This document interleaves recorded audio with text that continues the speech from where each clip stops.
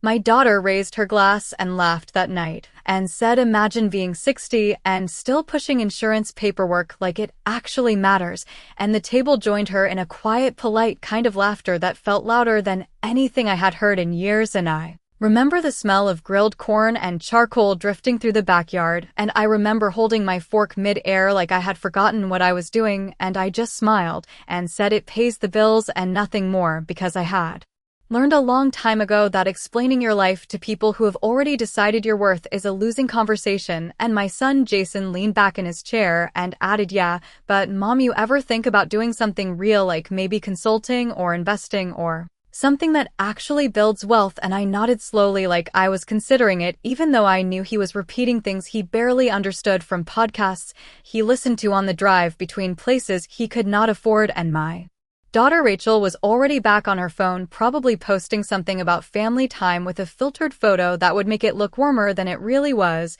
And I passed the bowl of salad across the table and listened to them talk about brand deals and quick money and how boring stability must feel when you have never truly risked losing everything. And I did not remind them that I had once worked 2 jobs while their father lay in a hospital bed for 6 months, or that I had studied for my insurance license at the kitchen table after midnight when they were asleep, or that every policy I reviewed, every claim I processed, every quiet decision I made had kept food in the fridge and lights on in this very house they now mocked without even realizing it. Because dignity does not need an audience and sacrifice rarely gets applause, and the conversation moved on like it always does, like the moment had already been forgotten by everyone except me. And I took a sip of iced tea and let the ice settle against the glass, because I could feel something else settling inside me too. Not anger, not even hurt, but clarity, the kind that comes when you finally see people exactly as they are, without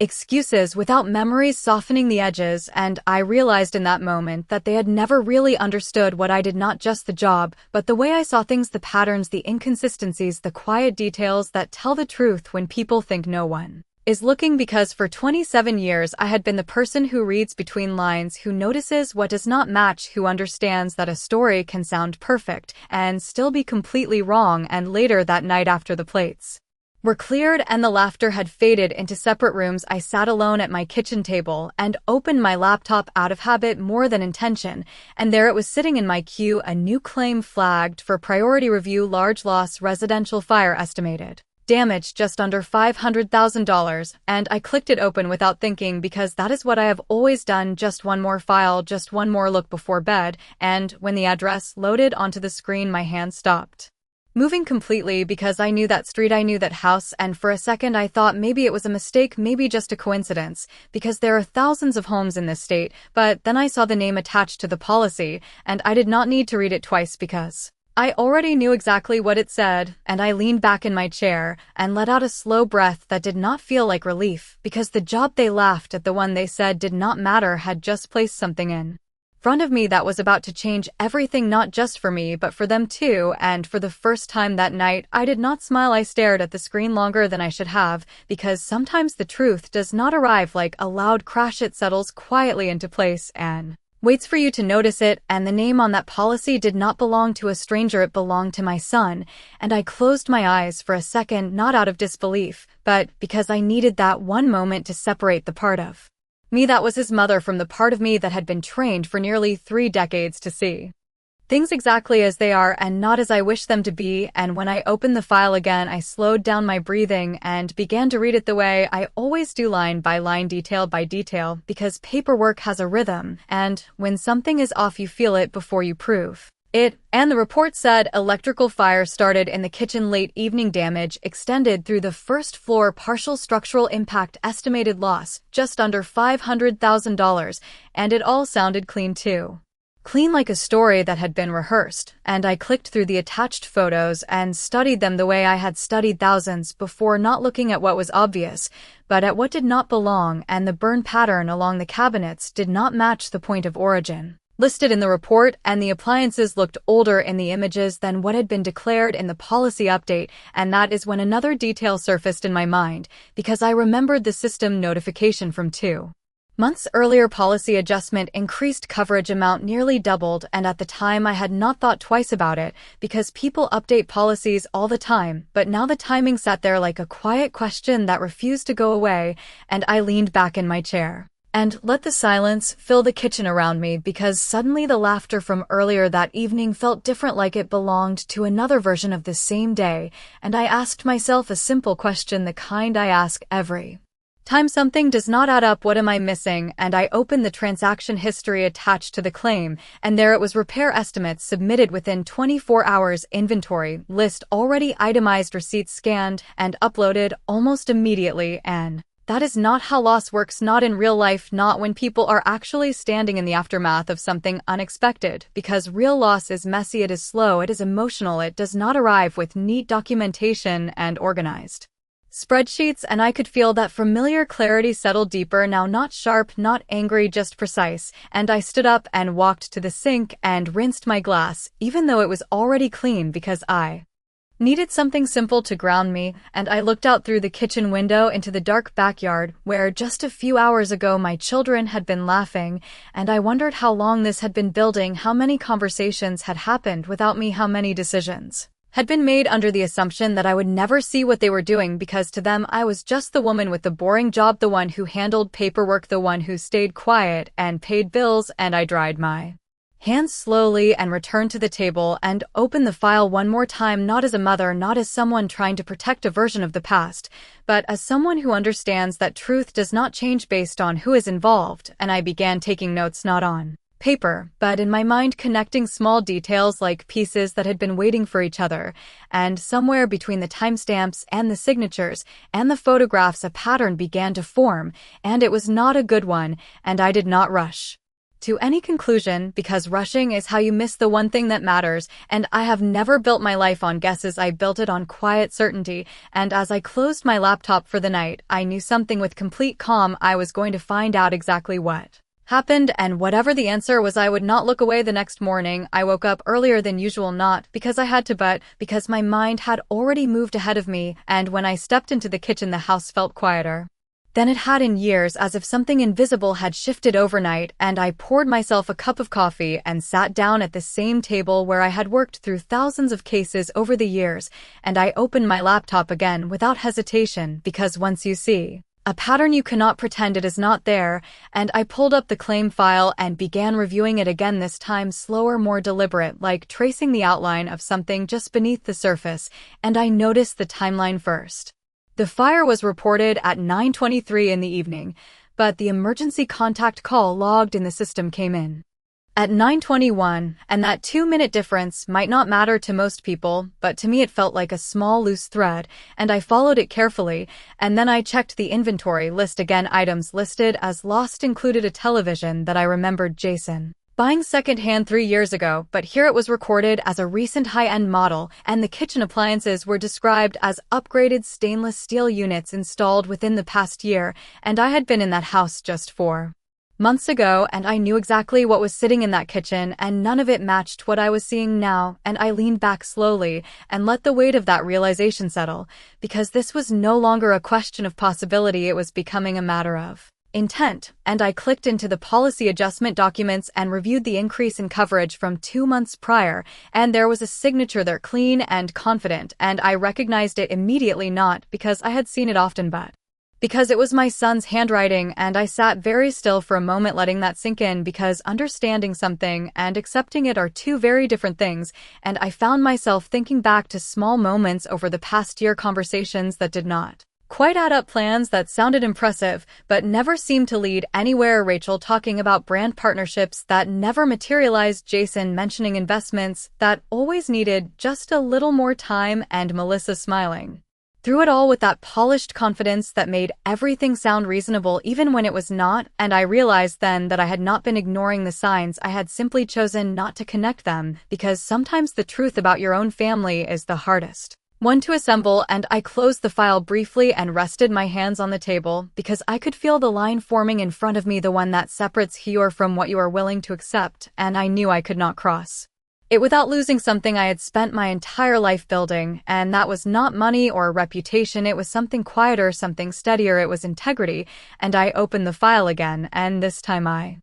began documenting everything systematically, not out of suspicion, but out of responsibility, because that is what I have always done, and I noted the discrepancies, the timing, the valuation inconsistencies, the immediate documentation that felt rehearsed and not real, and with each detail the picture became clearer and more difficult at the same time, and I could feel a strange calm settle over me, not relief, not satisfaction, just clarity, because there is a moment in every case where the question disappears and all that remains is the answer, and I was very close to that moment now. And as I finished reviewing the last section of the file, I sat back and looked around the kitchen again at the quiet, familiar space that had carried me through so many years, and I understood something with complete certainty. This was not just another claim, this was a decision, and whatever came next was going to define more than just the outcome of a file. It was going to define me. I did not go into the office that morning, even though I could have, because some decisions are not made at a desk, they are made in the quiet space where you cannot hide from yourself, and I stayed at my kitchen table with the file open in front of me,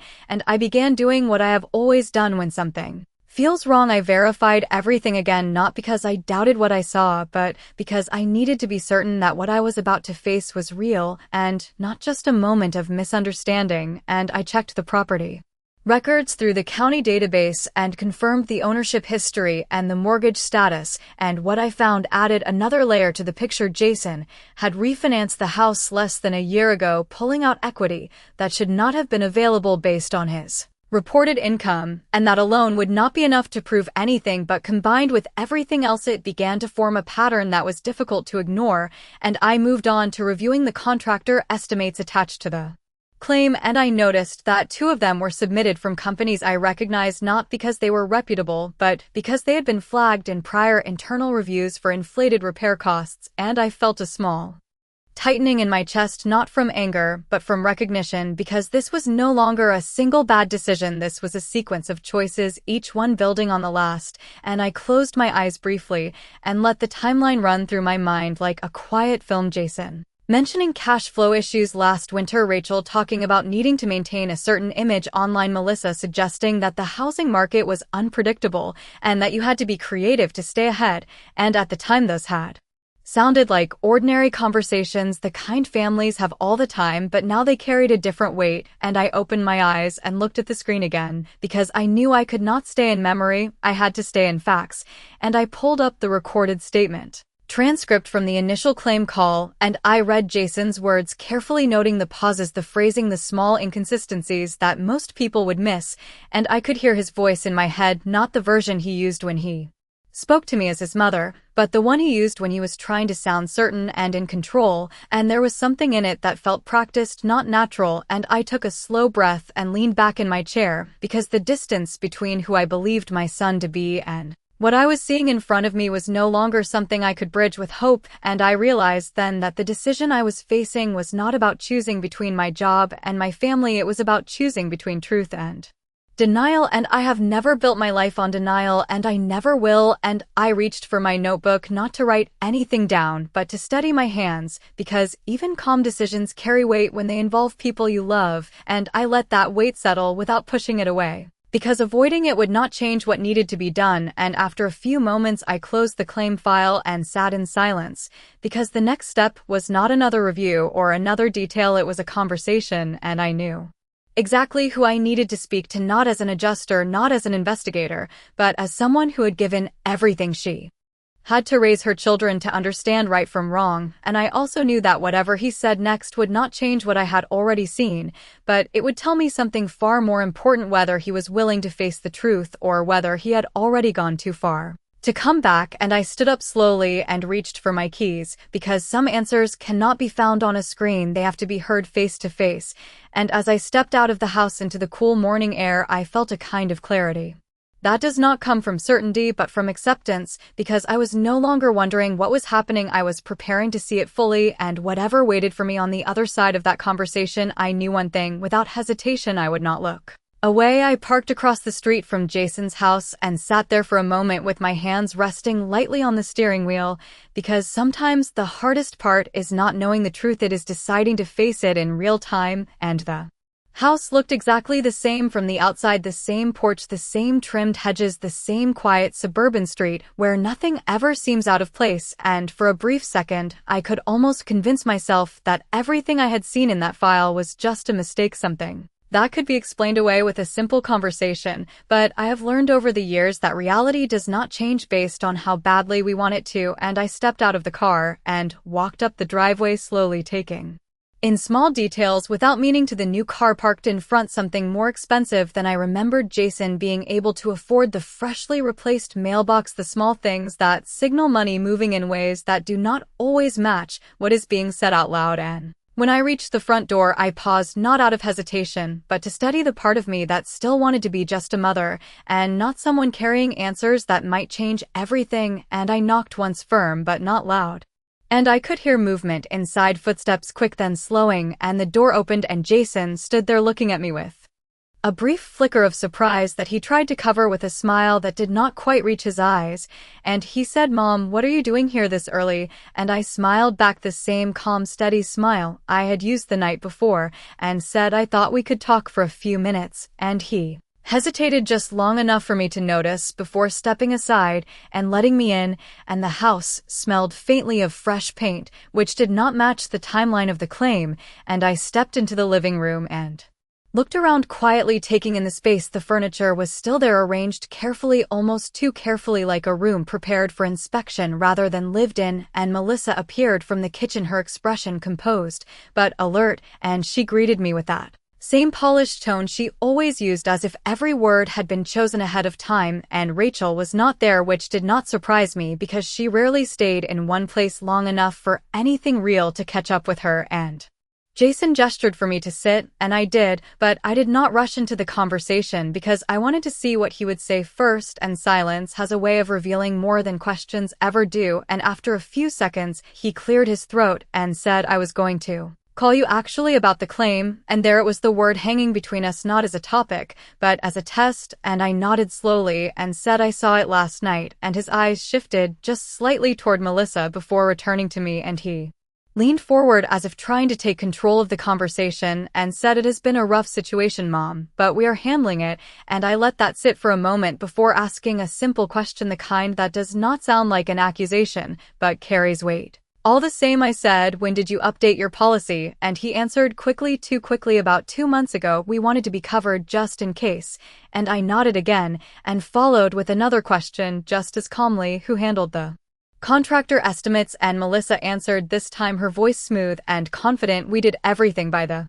book. We just want to move forward as soon as possible." And I could hear the rehearsed quality in both of their voices, not forced, but practiced, like lines that had been repeated enough to feel natural. And I rested my hands lightly on my lap and looked at my son, not as someone trying to catch him, but as someone giving him one clear chance to step into the truth on his own. And I said, "Jason, I need you to be very clear with me right now. Is everything in that claim accurate?" And for the first time since I arrived, he did not answer immediately, and that pause was longer than any explanation could have been. And in that silence, I understood something with complete certainty. The conversation I had come here to have was not going to be simple, and whatever happened next would not be undone by pretending it had not happened at all. Jason looked down at his hands for a moment, then leaned back in his chair and let out a slow breath, like someone deciding whether to keep holding a story together or let it fall apart. And when he finally spoke, his voice was quieter, not defensive, not confident, just tired. He said, "Mom, it is not what you think." And I did not interrupt him, because I have heard that sentence in many forms over the years, and it usually means the truth is standing just behind it, waiting to be acknowledged. And Melissa shifted slightly beside him, her posture still composed, but her eyes moving between us, as if calculating what version of the conversation would hold the longest. And Jason continued, "We did not do anything wrong. We just needed a little help getting back on track." And I nodded once, not agreeing, not disagreeing, just letting him hear his own words. And I asked him a question in the same calm tone I had used from the Moment I walked in I said, "Help from who?" and he hesitated again, and that hesitation stretched long enough to fill the room because there was no simple answer that would make this sound right, and he ran a hand through his hair and said, "From the system, Mom, that is what insurance is for, people use it all the time," and Melissa added quickly, "We followed the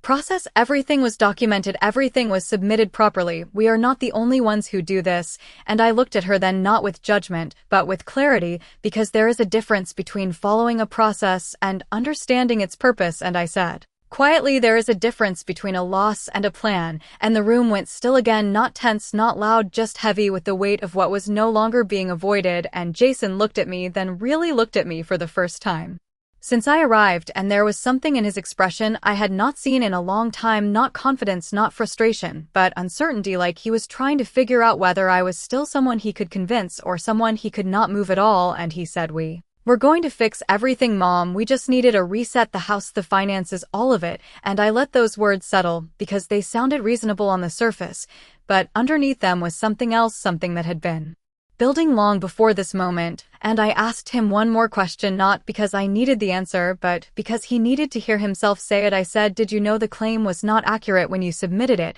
And this time he did not look away, he just closed his eyes briefly, and then opened them again, and said, "We knew it was not exactly how it happened, but we thought it would balance out in the end," and Melissa shifted again, and added, "It is not like anyone gets hurt, it is just numbers on paper," and I felt something inside me become very still, not anger, not disappointment, just a clear line that I could see without any confusion, and I leaned forward slightly and placed my hands together in front of me and said, "This is not about numbers, this is about truth, and once you decide that truth is flexible, everything else becomes easy to justify," and that is where things begin to fall apart, and Jason exhaled slowly, like he understood more than he wanted to admit, and the silence that followed was different now. It was no longer about whether something was wrong, it was about what would happen next, and I sat there looking at my son not as a case, not as a problem, but as someone standing at a point where one decision could still change everything, and I knew in that moment that whatever I chose to do next would not just affect a claim, it would define the kind of person I remained after all of this was over, and I had never built my life on convenience, and I was not going to start now. I did not raise my voice, and I did not argue, because there are moments when emotion only makes things easier to dismiss, and I had no interest in being dismissed, so I let the silence stretch just enough for the weight of what had been said to settle, and then I stood up slowly, not in anger, not in disappointment, but with a kind of calm that comes when a decision has already been made long before the moment arrives, and Jason watched me carefully now, like he was trying to read something in my face that he had not noticed before, and I said quietly, "I am not here to convince you of anything, and I am not here to argue about what this is. I am here to be clear about what comes next," and Melissa shifted again, her confidence thinning just slightly, as if she understood that the conversation was moving beyond her control, and Jason leaned forward, his voice lower, now more urgent, "Mom, you do not have to do anything with this, you can just step back, let someone else handle it, you do not need to be involved." And I looked at him steadily and said, "I am already involved, because my name is attached to this file, and my work is attached to every decision I make, and I do not separate who I am from what I do." And he exhaled sharply, not angry, just frustrated, and said, "It is just one claim, it is not going to change anything," and I let that sentence sit for a moment, because it revealed more than he intended, and I said, "It already has," and the room went quiet again, but this time it was different. It was not uncertainty, it was realization, and Melissa spoke, more carefully now, choosing each word, as if it might shift something back in her favor. "We can correct it, we can adjust the numbers, make everything align properly, there is still time to fix it," and I turned my attention to her briefly and said, "Fixing something means telling the truth, not reshaping it," and Jason stood up, then pacing a few steps across the room before turning back toward me, and there was something in his expression now, not anger, not denial, but a kind of pressure building beneath the surface, like he was trying to hold everything together at once, and he said, "We are trying to keep everything from falling apart, you do not understand what it has been like," and I listened without interrupting, because understanding does not mean agreeing, and when he finished I said, "I understand more than you think, but I also understand where this leads, and it does not lead anywhere good," and he stopped pacing and looked at me again, searching for something that would give him a way out, and he said, "What are you going to do?" And I held his gaze without hesitation and said, "I am going to do exactly what I have always done. I am going to follow the truth. And for a second something in his face changed, like he realized that this was not a conversation he could redirect or soften. And he said quietly, "You would do that to your own son." And I answered just as quietly, "I am not doing anything to you. I am refusing to do something for you that I know is wrong, and the difference matters." And he did not respond right away, and in that pause I could see the distance between us more clearly than I ever had before, not because of this moment alone, but because of all the smaller ones that had led here. And I reached for my keys again, not in a hurry, not trying to escape, but because there was nothing more to say that would change what had already been decided. And as I walked toward the door, I said one last thing, not as a warning, not as a threat, but as a simple truth: you still have a choice in what happens next, and I hope you make it while you still can. And then I stepped outside into the quiet morning again and closed the door behind me, knowing that whatever came next would not be shaped by what they wanted, but by what was real. And for the first time since this began, I felt no conflict at all, only clarity. I did not drive home right away, because some decisions need a moment to settle into action, and I pulled into a quiet parking lot just a few blocks away and turned off the engine and sat there with my hands resting lightly on my lap, not thinking about what I felt, but about what needed to be done next, because feeling has never been the part that guides me forward, clarity does. And I reached for my phone and opened my work portal and pulled the file back up again, not as something personal, not as something connected to my family, but as a case that required resolution. And I reviewed my notes one more time, each detail lined up, each inconsistency confirmed, each piece forming a complete picture that no longer needed interpretation. And I began documenting formally, not casually, not vaguely, but precisely the way I had been trained to do for years, because once something is written clearly, it cannot be undone by doubt. And I entered the discrepancies in valuation, the timeline inconsistencies, the irregular documentation, speed, the contractor flags, and the policy adjustment history, and I attached internal references that supported each observation, not to build a case against someone, but to ensure that the truth stood on its own without needing explanation. And when I reached the final section, I paused for just a second, not because I was uncertain, but because I understood the weight of what this action would trigger. And I selected the designation that would move the file forward for special review, and I clicked submit without hesitation, because hesitation is only useful when you do not know what is right. And I had already crossed that line, and the system processed the update quietly, no sound, no reaction, just confirmation that the next phase had begun. And I closed the portal and sat back in my seat for a moment, letting the stillness return, because there was nothing dramatic about what I had just done. No raised voices, no confrontation, just a quiet shift from possibility to consequence. And I started the car again and drove home slowly, noticing small things along the way the sunlight hit the pavement, the rhythm of traffic, the ordinary flow of a day that continued unchanged even as something significant had been set in motion. And when I arrived back at the house, I walked inside and placed my keys on the counter in the same spot they had been every day for years, and I moved through the kitchen without thinking, rinsing a glass, straightening a chair, small actions that grounded me in something steady and familiar. And after a while, my phone buzzed once on the table, and I did not reach for it immediately because I already knew what it was before I even saw the screen. And when I finally looked, it was Jason calling, and I let it ring through, not out of avoidance, but because I had already said everything that needed to be said. And some conversations do not need to be repeated, they need to be understood. And the phone went silent, and then a message appeared a few seconds later, short, direct, asking me to call him back. And I placed the phone face down on the table and sat quietly, because I knew this was the moment where everything begins to separate, not suddenly, not loudly, but gradually, like a line being drawn that cannot be crossed again. And I did not feel regret, I did not feel anger, I only felt something steady and unshakable, the same thing that had carried me through every difficult decision I had ever made. And that was the understanding that doing the right thing does not always protect what you love, but it protects who you are. And that is something I have never been willing to lose. The days that followed did not arrive with noise or chaos. They unfolded quietly, the way consequences often do, and by the end of the week the file had already moved beyond my desk into a level of review that no longer depended on my involvement. And I continued my routine the same way I always had, waking early, making coffee, reviewing other claims, answering emails, attending calls. Nothing about my schedule changed, and yet everything felt different, not Heavier, not lighter, just clearer, like a lens that had finally been adjusted into focus, and I did not hear from Jason again after that first message, and I did not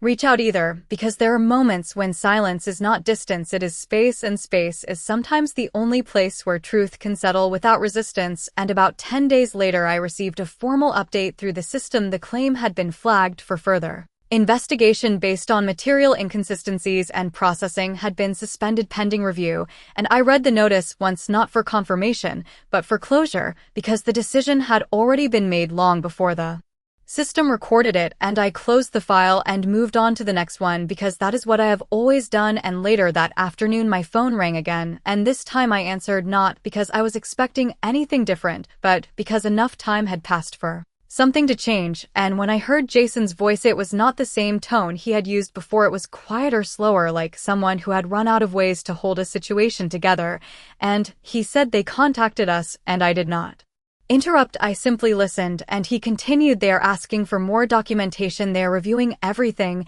and I could hear the weight in his words, not panic, not anger, just the realization that things were no longer under his control. And I said gently, "That is what happens when questions do not have clear answers." And there was a pause on the line, and then he said, "We should not have done it." And those words were not dramatic, they were not emotional, they were simple and direct, and for the first time since this began, they sounded real. And I closed my eyes briefly, not in relief, but in recognition, because sometimes the truth arrives quietly after everything else has fallen away. And I said, "What matters now is what you do next." And he did not respond immediately, but I could hear him breathing on the other end of the line, steady but uncertain. And he said, "I do not know how to fix this." And I answered in the same calm tone I had used from the beginning, "You start by telling the truth completely, and you let the process take its course." And there was another pause, and then he said, "I thought it would be easier. I thought it was just a way to get ahead." And I let that sit for a moment, because that belief is where most mistakes begin. And I said, "Nothing worth keeping is built that way." And after that, the conversation ended, not with resolution, not with comfort, but with understanding, and that was enough. And in the weeks that followed, I heard very little about the situation, not because it disappeared, but because it was being handled in the only way it could be, through a process that does not respond to explanations or intentions, only to facts. And I continued living my life the same way I always had, not waiting for outcomes, not hoping for a particular result, just moving forward with the quiet certainty that I had done what I needed to do. And one evening, as I sat at my kitchen table, the same place where this had all begun, I realized something that felt both simple and complete. They had laughed at what I did because they did not understand it, but the truth does not require understanding, it only requires recognition. And when it finally arrives, it does not argue, it does not explain, it simply stands there, clear and unmovable, and in that clarity, everything else finds its place.